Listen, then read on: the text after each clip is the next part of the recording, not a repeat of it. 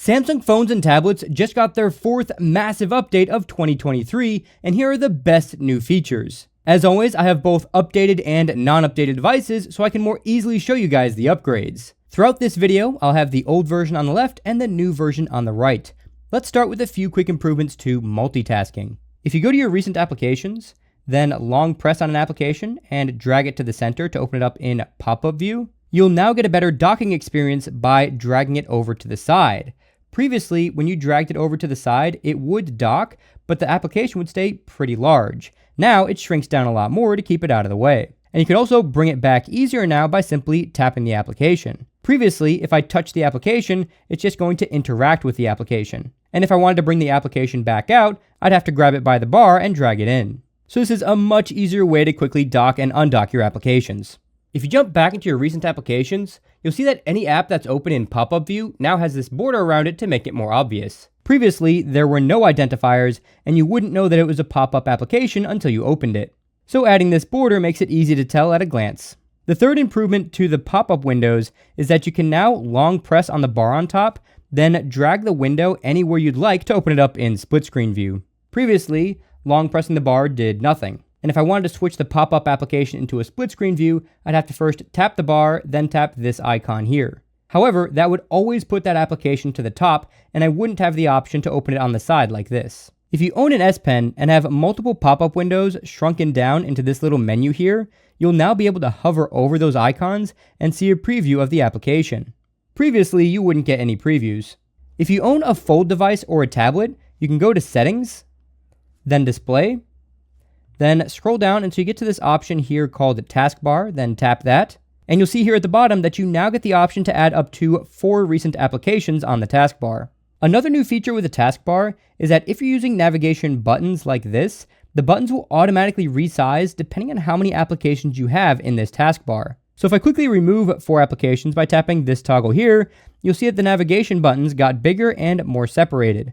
And here's the difference again for reference. Previously, it wouldn't matter how small my taskbar was, the buttons would always remain the same size.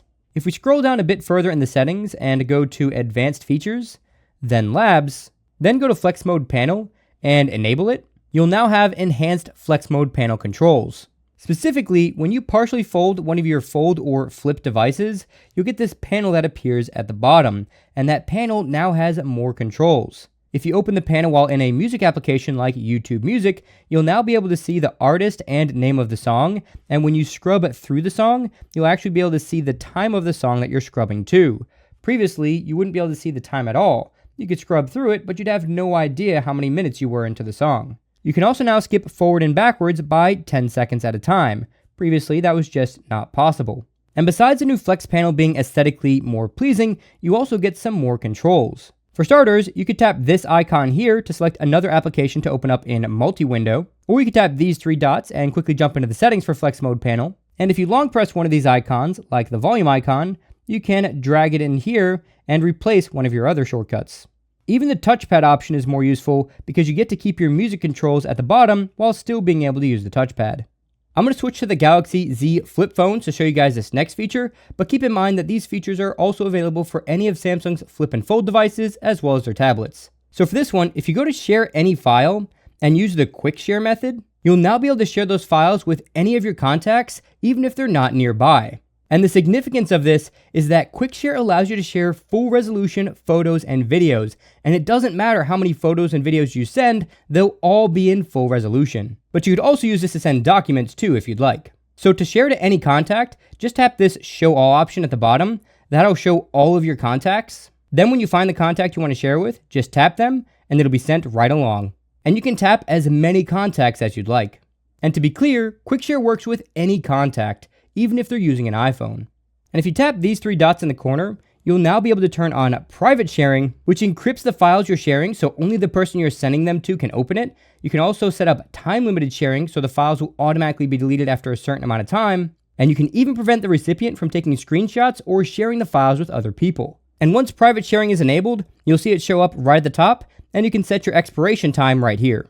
If you go to your quick toggles, find the modes quick toggle, and enable one of those modes, then go to your lock screen, you can now tap the mode, then unlock your phone, and change the mode right from your lock screen. Previously, that just wasn't possible.